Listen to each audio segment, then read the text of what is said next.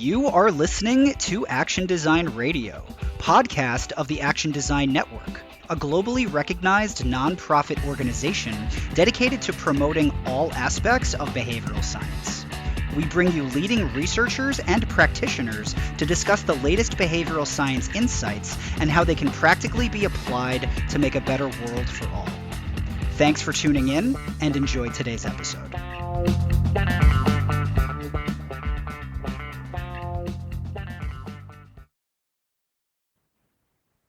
Hey there, action designers. This is Zach Simon here with a quick producer's note. The interview you're about to hear between our guest Kristen Berman and our hosts Zarak Khan and Eric Johnson originally took place in 2018.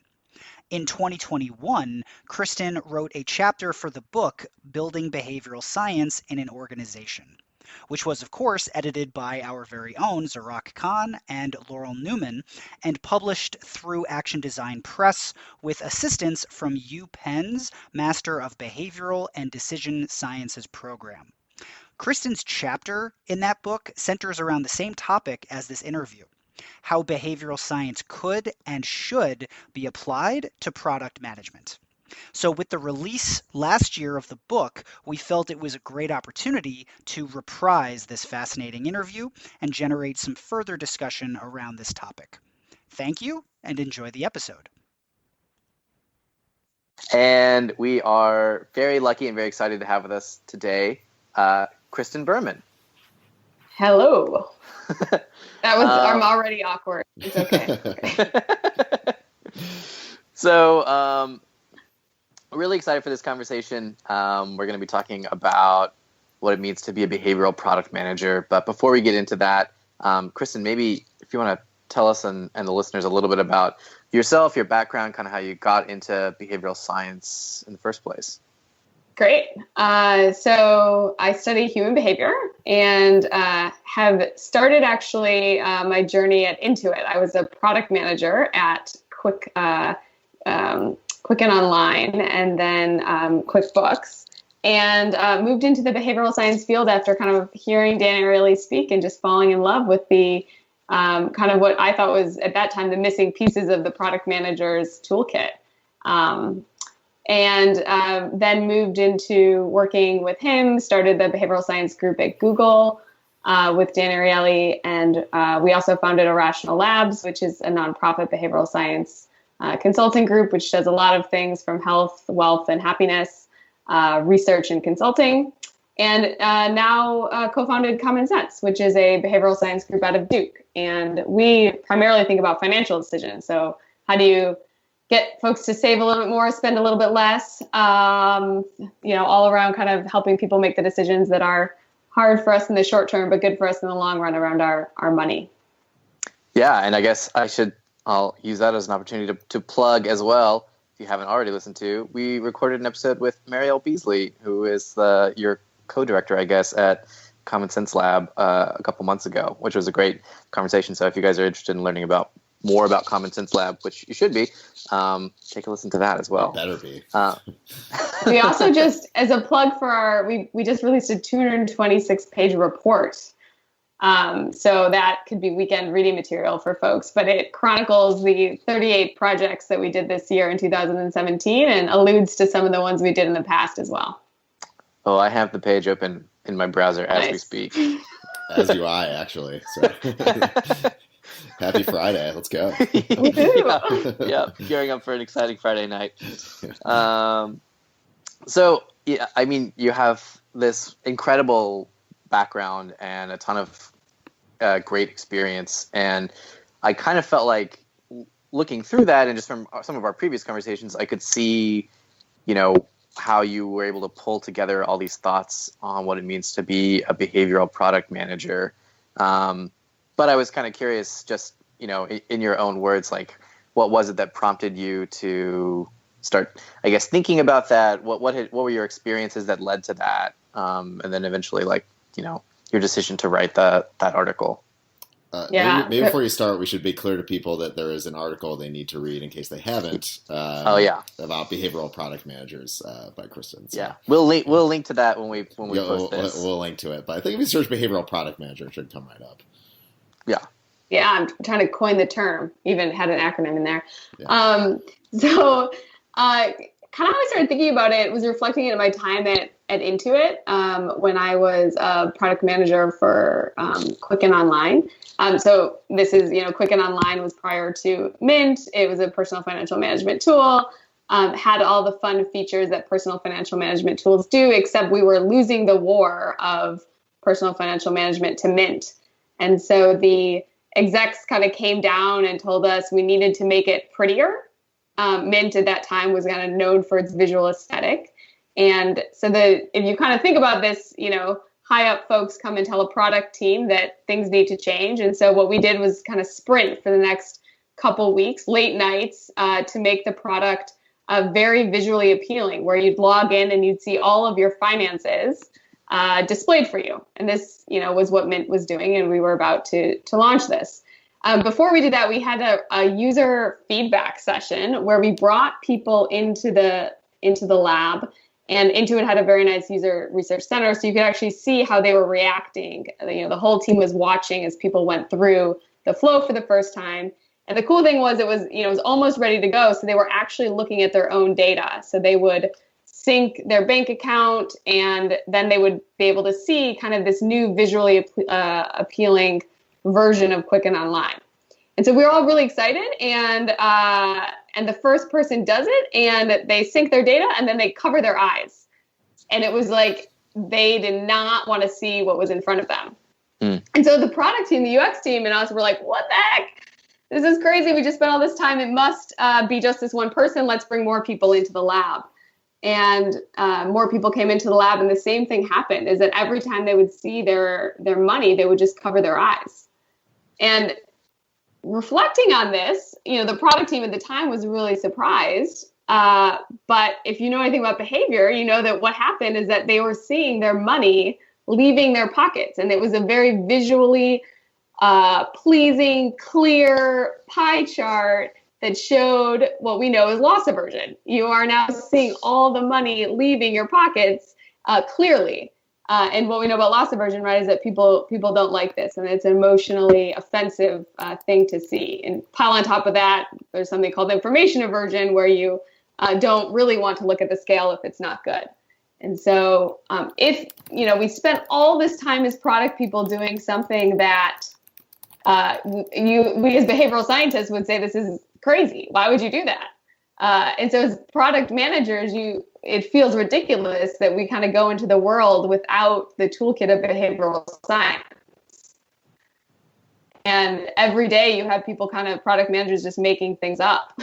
That's a strong word, but based on kind of intuitions, when there's so many insights out there from the behavioral science world that can be used. So long story short, I was very frustrated reflecting on this. And as soon as you learn about these concepts, it becomes very clear that there's a massive gap in the product development world that doesn't look at them. Yeah, I think that a lot of the folks that I've spoken with, the product managers that I talk to, they're really intrigued by behavioral science once they learn about it. And there's a lot of excitement about how it could potentially apply to their work, but maybe naturally just some questions about how can I go about becoming a more, how can I become a BPM, to use the acronym? How can I become a behavioral product manager? Can you I don't know, give a little bit of guidance to folks who are thinking about how they can start infusing more of this sort of behavioral mindset or outlook as they're working on their products? Yeah. So I think you're calling a gap that we really have in kind of the behavioral world, where there's no real training for applied people. And so I think we're not going to solve that immediately. We do a lot of workshops and things to help that, because, you either get a PhD, or what I did was learn from a professor. So I think that's a gap that we should fill quickly. But I think from a practical perspective of what folks can do now, when we were at Google, we created this, we were teaching all these heuristics to people and cognitive bias, and it just got very overwhelming very quickly, and people would forget. And that's when we started, calling this the 3B framework. I don't know how much our readers are familiar with this, but it basically just tries to narrow down the field of behavioral science. And most teams have some, if you work in behavioral science, have some framework, but ours is just, pretty similar. And we say focus on a key behavior, eliminate all of the barriers, and then increase the benefits. And so we call this the 3Bs. And I think the main thing that product managers should spend more time on is the first one. Is figuring out what behavior to focus on. Because most of the time, the whole organization pushes people towards outcomes, like engagement, active use, logging in, revenue. And as a product person trying to design a product that gets someone to do something, we kind of forget this like crazy rigorous focus that we have on revenue. We need to put on behavior and the right behavior. So I think my first advice would be think about what's the right behavior to focus on. And then we do something called behavioral mapping, which is basically outlining every single step that goes into a process and meticulously looking at where's the friction that comes in this process.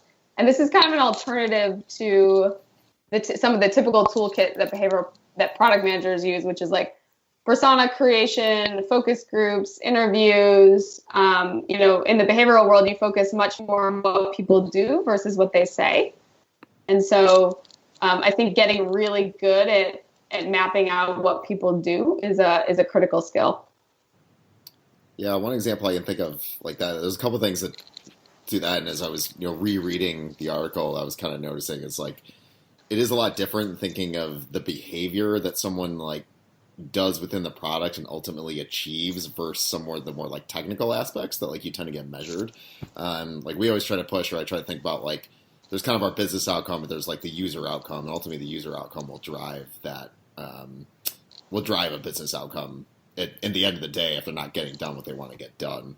So like is some of it just like expanding to think just more from the user's perspective to measure things from like their point of success and past more like arbitrary measures, like a lot of times we'll talk about things like jobs to be done or something like that, and it kind of gets past that to like the actual action they're taking and like the real world outcome that happens. Yeah, I think so. I think what I typically hear though is just like people thinking about logging in and active use as the main thing that you're driving people to do. And I think this actually, we get distracted with this. So it is like a customer outcome where I want to get people to log in or get them to use the product because the product's good for them. But I think when we focus on that, and many times you just have the wrong incentive. So like, again, I'll give an example of QuickBooks Online. When I was there, we wanted to increase active use. Now this is very silly, right? If you're an accounting program, why do you want more people to use it? You actually want it to go away. If I was doing my job correctly, people would never have to log in. Their accounting would be done correctly without them having to worry and without them having to think about it, and spend the least time possible on it. So I think that's more where I'm getting at is I think when we start focusing on the outcome measures, whether it be customer like login or active use or revenue, we just forget like actually to deliver on the mission that most companies have signed up for. We need to get more specific on the actual like behaviors that people are doing. So, we're working with a company, EarnUp, and they try to get people to pay their debts. And so the behavior they want people to do is actually just to, A, sign up, but B, choose a version of EarnUp that then you pay your debt or you pay your loan at the point that you get paid. And by doing that, you actually accelerate your debt payment because most people, 70% of people are paid weekly or biweekly. And so you'll have an extra Friday and then you'll pay a little bit more on your loan. And they don't have any behavior metrics around logging in, which is great, or any outcome metrics on logging in. It's really the one-time sign-up flow to get you to make the right decision to accelerate your debt payment. And then they've helped you basically save years of interest and years off your loan. Yeah, one of the pieces that I really liked, I think it was maybe like kind of the closing piece of the article, was on like focusing on not just like what sort of like what money or what metrics can I sort of like extract from somebody, but like how can I align, this product so that it's, lined up or centered with somebody's long-term goals as well. And I was curious though, like if that is, if that's ever like a hard sell, like when you're at a company or when you're developing a product, to say like, hey, like, yeah, we're, the metrics that we have been using around like, yeah, keeping people plugged in. I think the example that you gave in the article was like, a game that you're playing on your phone where like you're essentially just kind of like wasting your time. Is there, while that's maybe in a short-term sense valuable to the company, how have you been successful in like convincing folks to kind of shift from that short-term perspective to thinking more long-term and being more aligned with what's better for the end user in the long term as well? Yeah. So this is kind of a Tristan Harris time well spent question as well. Is like, and the theory there is just we are what we measure. And so, most people are measuring, most companies are measuring short-term metrics. And the theory is that those align with revenue and profit and the things that make a company go round. And they do for many times, especially in our, if you think about why apps are incentivized to get you to click and log in and use them, one theory is that it's because their revenue is generated from ads. And so there's, if you don't log in, if you create this, wonderful experience where it's set and forget and you're thinking about the long-term user and you're respecting their time, then you don't have really a business model. Right. And so I think so that comes back to more of an incentive question of saying, like, can you design a revenue model that doesn't require you to measure yourself on short-term outcomes? Mm-hmm. So when we talk to companies, it's mostly we think about what is their revenue model and is that encouraging them to do right by the customer? We love that Digit went to a fee to charging people. Yeah. Because, even though, we think so much about low-income consumers, the reality is that if they don't go to a fee, then their incentive structure is such that they're going to get people to take credit cards that they don't want or, referrals or mortgages. And this is just not the world we want to live in. And so, I think it's an incentive question. Yeah, I was I was a defender of Digit when they did that as well. I saw like a bunch of articles where it was like, oh, like, yeah, like this used to be a good product, but then they started charging for it. It was like, the way that I look at it is like, for $2 a month, I get to buy all this savings that I would not have otherwise. Yeah, I feel the same. It's interesting because like the alternatives, like you said, like eventually they've got to make money, and like just charging, you paying a couple dollars a month is a much more ethical way of doing that than trying to get you to sign up for products that you might not really need. It's right. The same thing with like, just like you were talking about, like social media companies and stuff where it's like, oh, it's free, this is great. And of course there's backlash they charge. But at the same time, like when you're not paying for it, like you're the product, and that just misaligns right. incentives. And no matter how well-meaning you are, like eventually you'll sort of like, this is interesting because I think there's a bigger conversation. There's becoming a much bigger. You mentioned like Tristan Harris, and he's been kind of like leading this, but there's becoming a lot bigger conversation now about how addicted we are to tech and stuff like that. And a lot of it is just, it's not that like these people making a lot of these products are like evil or something, but when you have incentives to just get people engaged and always be using something, it's just you're naturally like over time you'll keep like doubling down on that, and it sort of gets to a point where it's kind of too much. So like. So it is important to take that extra step, and like for whatever reason, like just psychologically, like we always know that behaviorally we gravitate towards what's easy most of the time, and it's the same thing. And think about these like metrics and things like that. Is like when we come to think about how we measure our performance, like like logins is easy to measure, like time on page is easy to measure, stuff like that. But it's a lot harder to think about how you measure like are they actually paying down their debt? Are they doing this thing that they want to do? And it's like it's just a behavioral challenge. Like think past that obvious. First thing that might not be what you really need. Yeah. And I think you bring up a good point of like, it is hard to measure. And that's, I think, where like a behavioral product manager would prioritize measurement in experimental infrastructure sooner than a normal product manager would, with the realization that you can't really move a company towards a consumer outcome if you're not measuring it. And so like the infrastructure of data and how you're measuring it and what you're testing is required if you're going to move the company from the salient metrics of login and retention and revenue. You have to be able to measure it. Yeah, that was actually a question I had. When I was reading, I was thinking about it. Is like, what is so? Think about. I really like that you pointed that out. That like a behavioral PM will pause new features coming out to get that infrastructure in place and prioritize that because that's so important. Like, what does that infrastructure look like generally? So, like, I work a lot more in like the marketing world, and a lot of that stuff. Usually, it's like using stuff like Optimizely to like do a measure on landing pages and like. But sometimes products can be a little more, especially in mobile apps or not native apps and stuff like that. Like, what is that kind of infrastructure like typically, and what type of investment is that for a BPM to get there? Yeah. I think this is a gap. Maybe, and this would be great if any listeners have better technology out there. But what we typically find is a strong kind of IKEA effect of people. I don't know if this is the wrong use of IKEA effect, so I'll stand corrected. But the idea that we like it, companies just want to build their own stuff.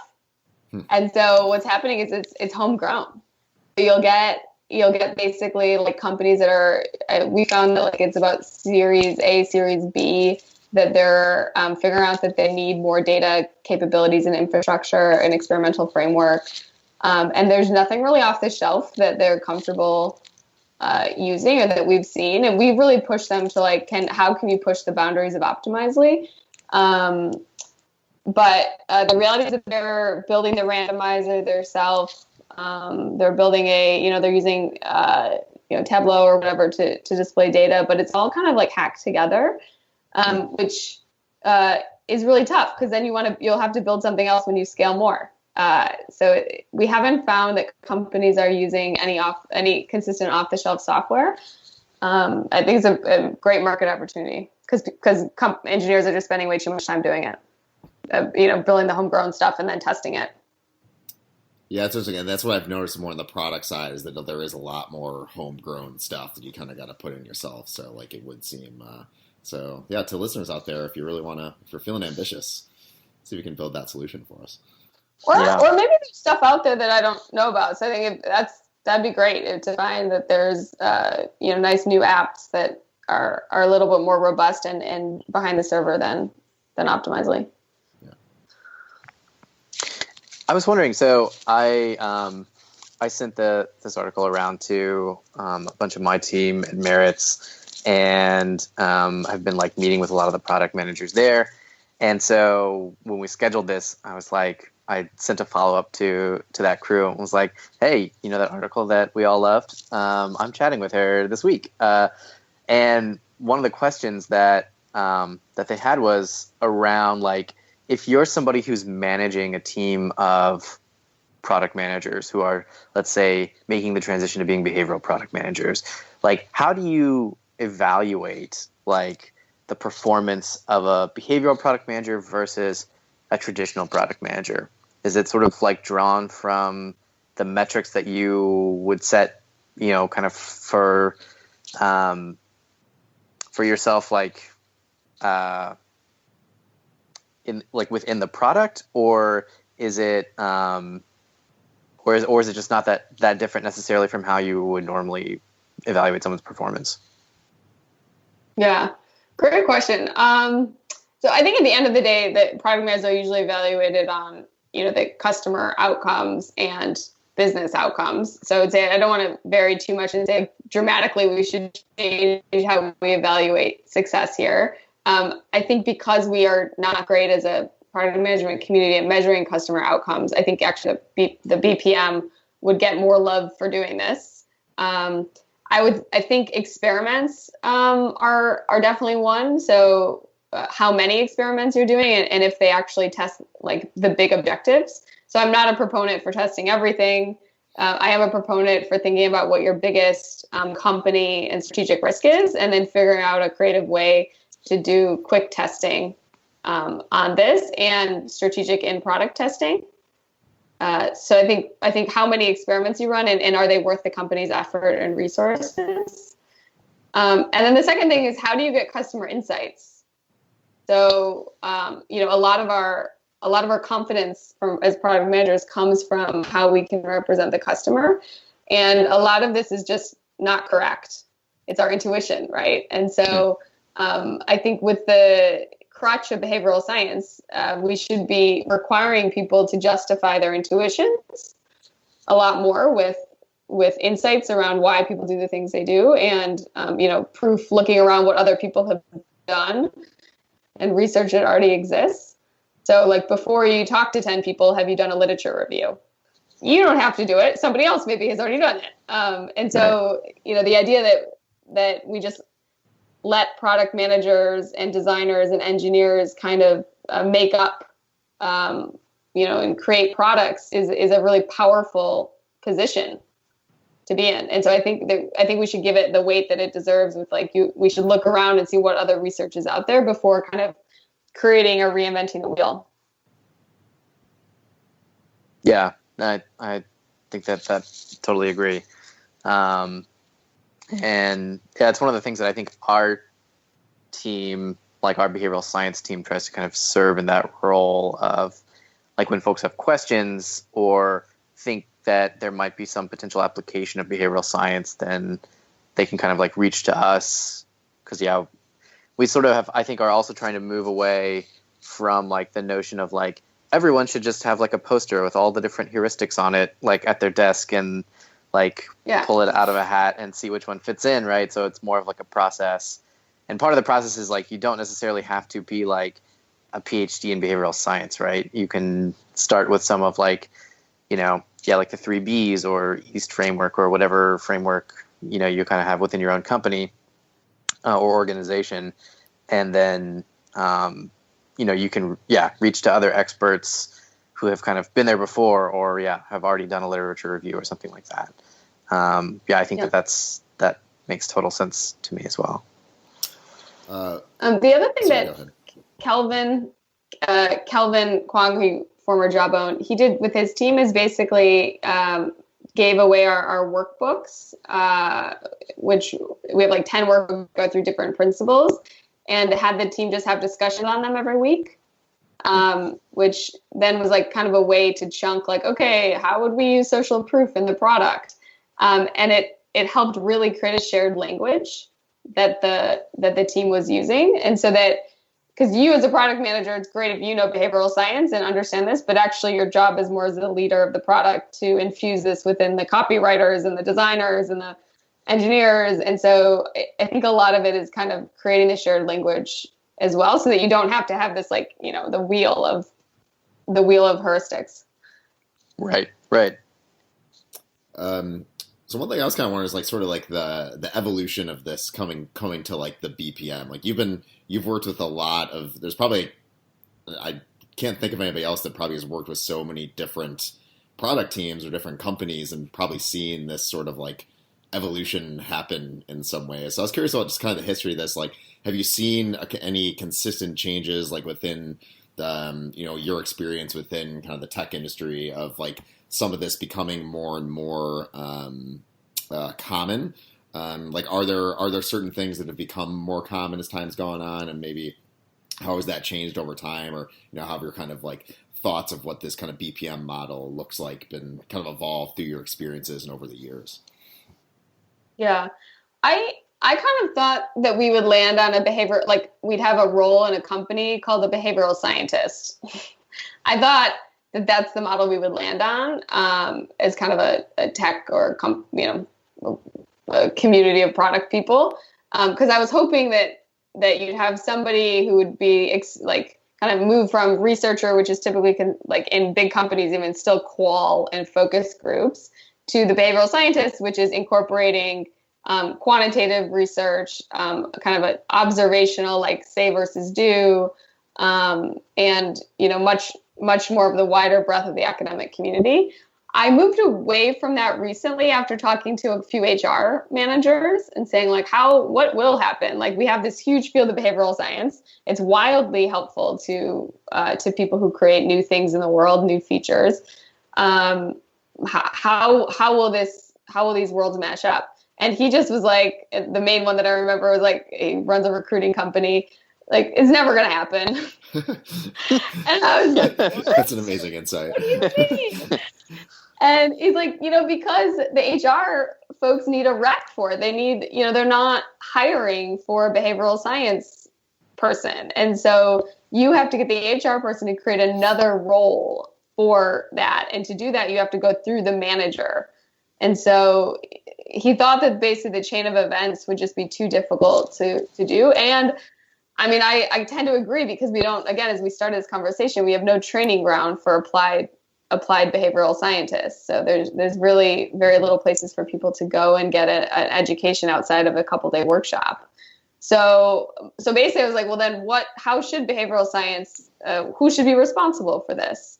And like most things in the product world, the product manager is the person whose head's on the line for delivering a product that, that meets the business and the customer needs. So I think it's a logical spot to say that it should transition from, just like marketing transition to growth, quote unquote, I'm using quotes, you can't see me, quote, growth marketing. The product manager should transition to become a behavioral product manager that's in charge of behavior change. Yeah, I mean, I think it reflects a conversation that we've had a bunch, like in a lot of different action design venues around, like, how would you structure that in an organization? Like, do you have, like one person who's like your behavioral scientist that kind of floats around? Do you have like some, everyone has some degree of expertise in it? And I think, everyone has different opinions on it. And there's different models that have been successful, but I think in most cases, people kind of advocate for sort of a bit of like a hybrid model, right? And I think that the behavioral product manager makes total sense as like a key part of that hybrid model, where they are the right sort of level and decision maker to like be a key influencers of sort of driving and infusing, behavioral science across an organization. Yeah, and I think the other opportunity here is kind of a behavioral designer, like the person who pushes the pixels is going to be also the person maybe who changes our behavior the most. So I think if we think about a secondary opportunity to infuse behavioral science, it's could be a designer. But yeah, I also think this idea of, the chief behavioral officer is very nice. I just don't know how that can scale down to more junior folks, without creating kind of new roles across the organization. So I know like on our side, we have a behavioral team at Morningstar, and like the way we've sort of, we have expanded to an extent, but we've started more looking at it as growing our team is more getting more people involved doing this stuff across the company, like, which has always kind of been our goal anyway, but it's just kind of become more a stark goal where like we're not really going to necessarily invest in just hiring direct people for our team, but making sure there's other people that are an active part of doing the BPM type of role and things like that throughout the company. And that's how it really scales. That's how it really should scale. Because like, lots just like when you read your article and you're like, this just makes total sense. Like this should just be kind of part of that kind of product manager workflow. So, and, also from an HR perspective, that just makes more sense to sort of change the talent stack to an extent of what maybe is, required or you look for in people like that to understand and think like that, rather than try to create like a whole separate role. It's just a little more complicated. It's more kind of expanding on an existing stack. Yep. Yeah, we've played around with that as well. I mean, so obviously we at Narrative have chief behavioral officer, and then her team, which is where I am, we kind of serve as a center of excellence across the different companies. I think it's a little bit different at Merits in the sense that they've sort of, across the organization said like we all should be doing behavioral science, and so that it's like this is like a key differentiator for the company, right? So everyone kind of I think feels like they have a part in that.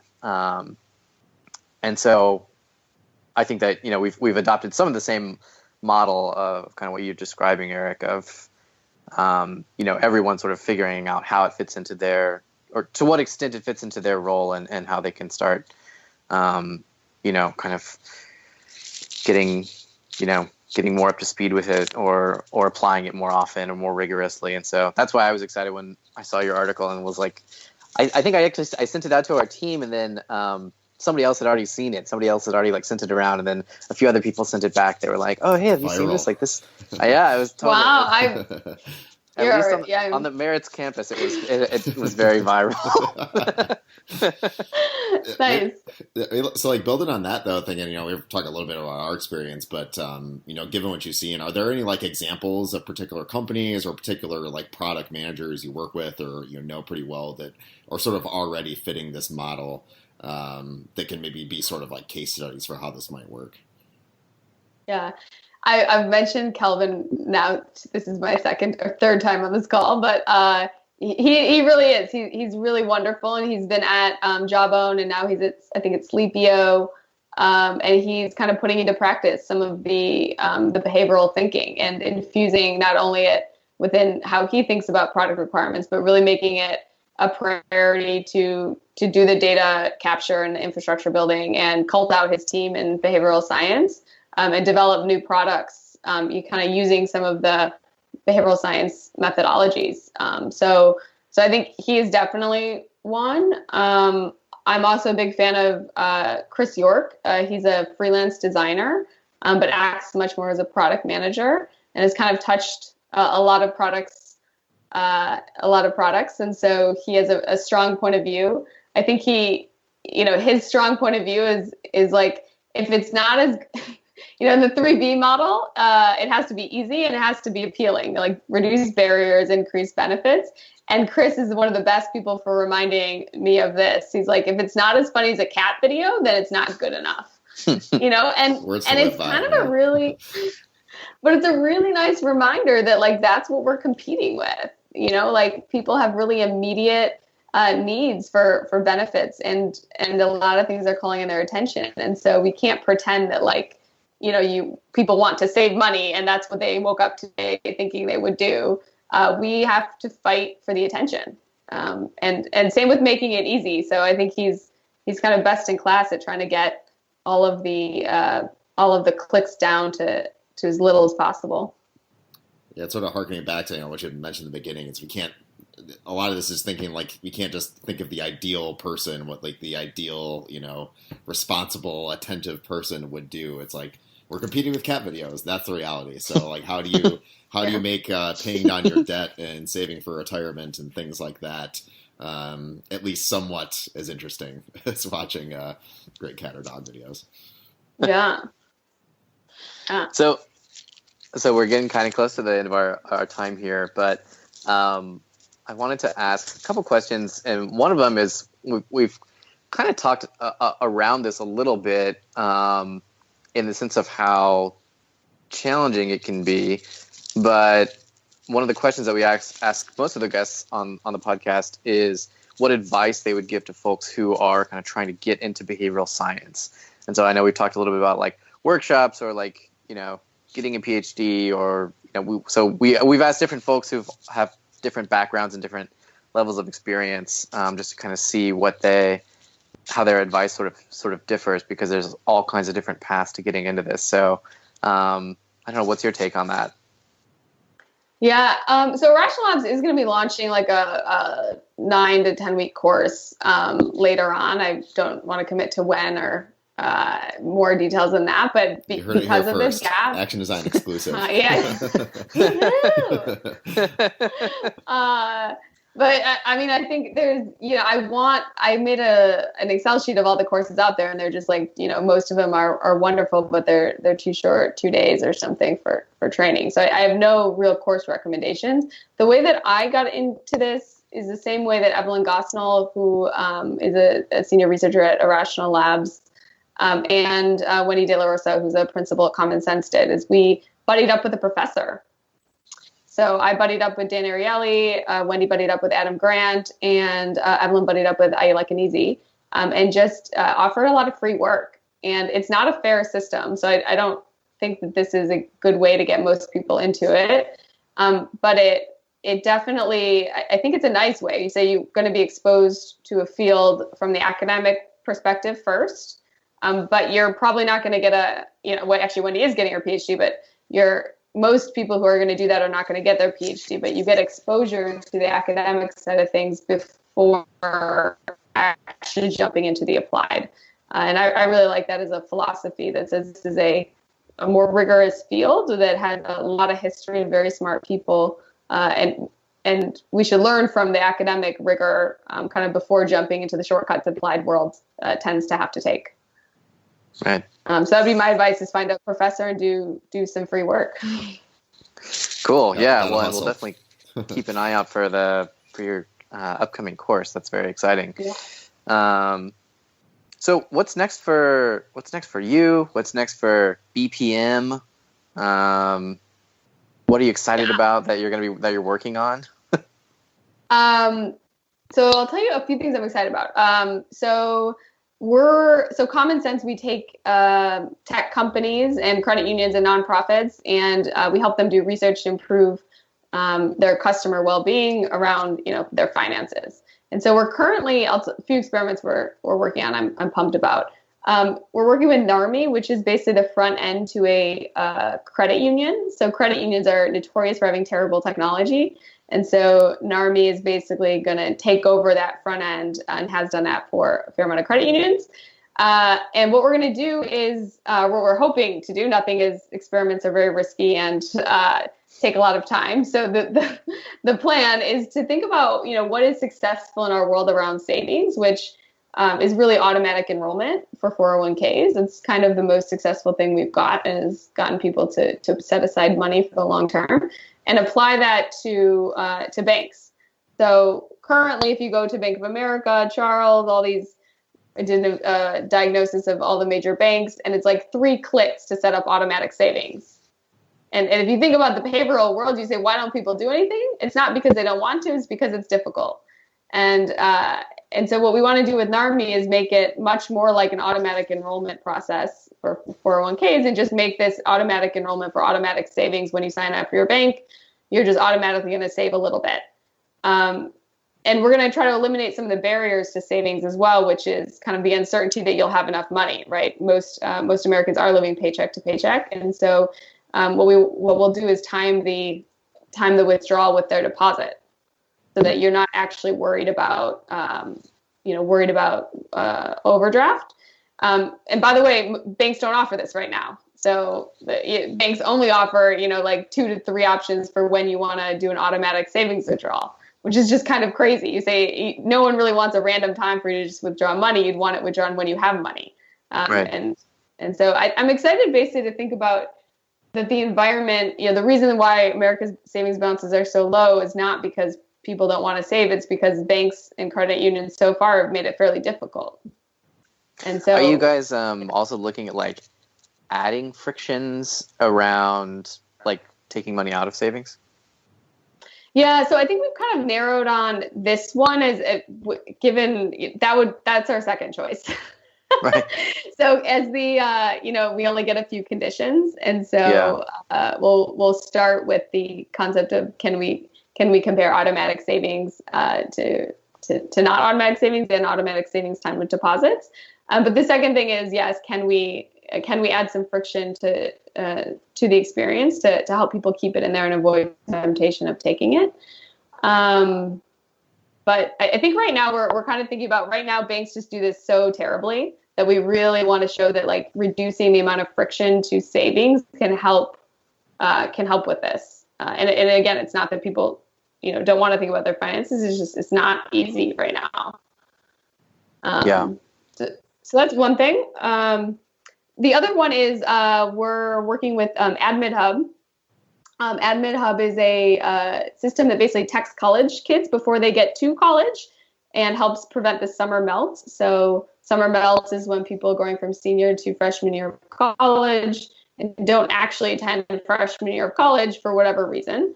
Likely because maybe the finances didn't get worked out or they didn't get the right applications in.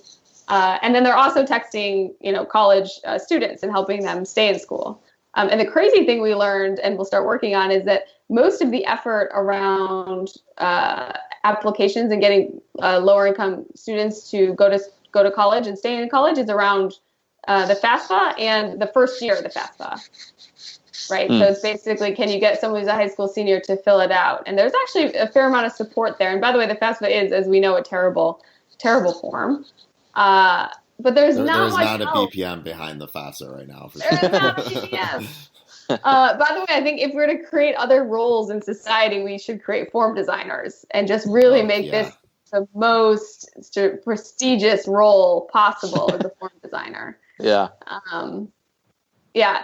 So with Admin Hub, we're thinking about, there's so much focus on the senior to freshman, but almost no focus on the freshman to sophomore, sophomore to junior, junior to senior. And what happens is that students do, they can stay in school, but then the problem is that there's tons of expenses that happen with college, and most people low income are working 20 plus hour a week. So they're balancing a job to make ends meet, and then and they may not have filled out the FAFSA. And so at that point, then you're already working really hard. You have no ability to work harder, and you don't have the funding.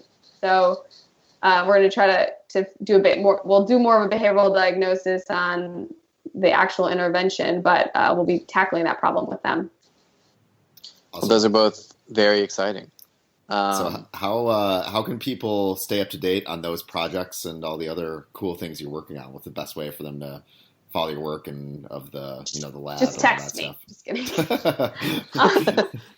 My phone number. No, that'll be a first on the podcast, but I support it. We told there's a laugh track. That's great. I didn't know you have a laugh track. There we go. No, I think.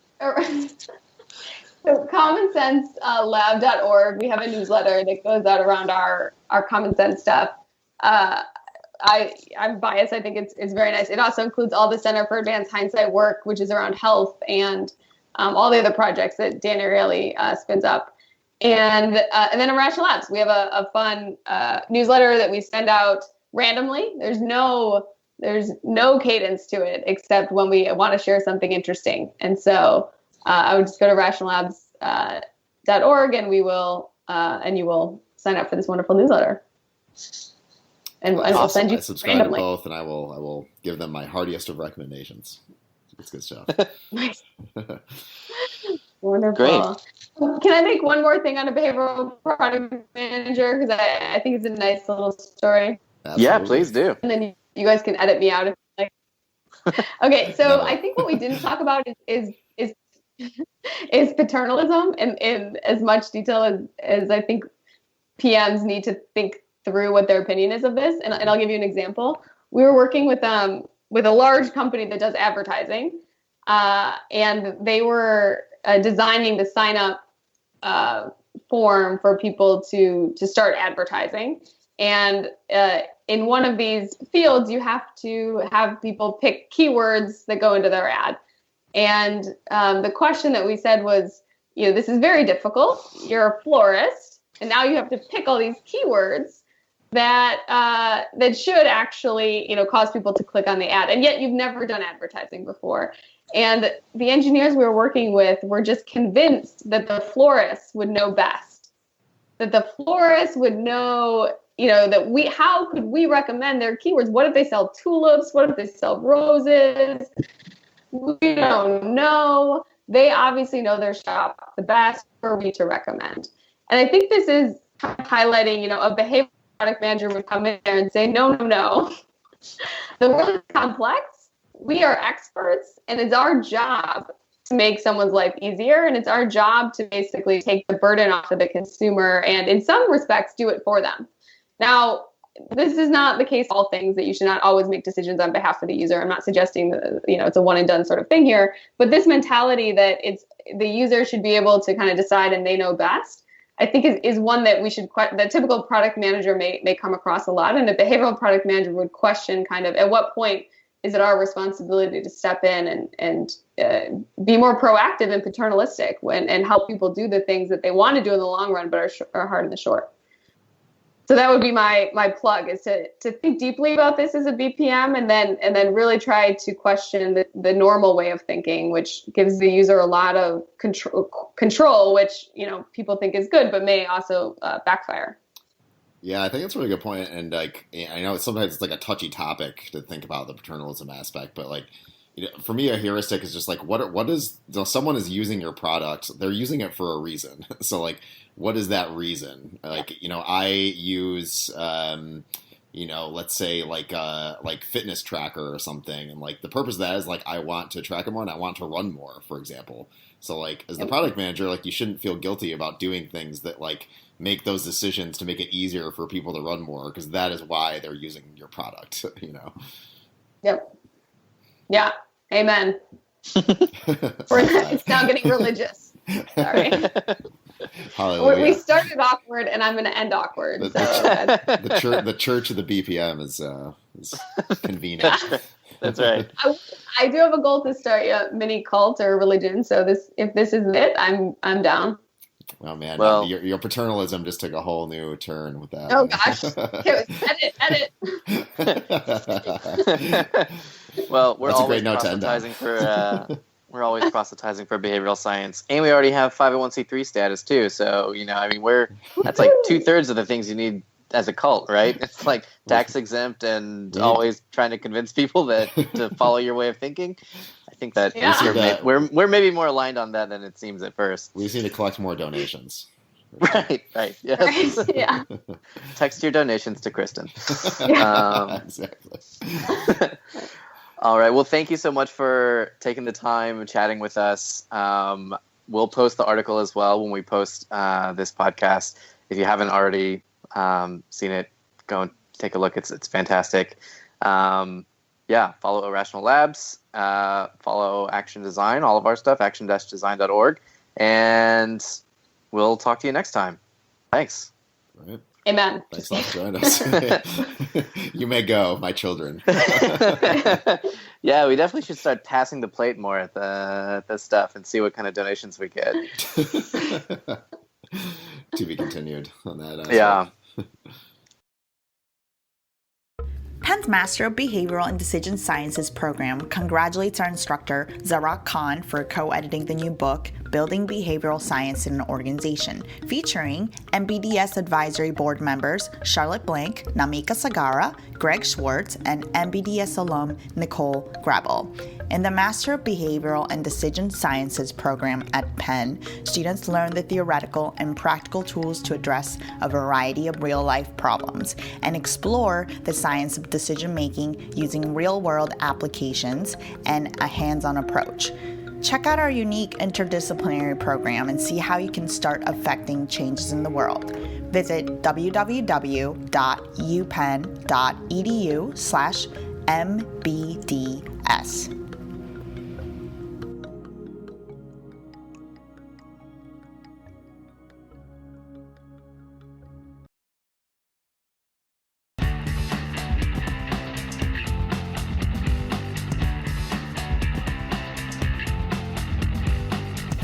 Thank you for listening.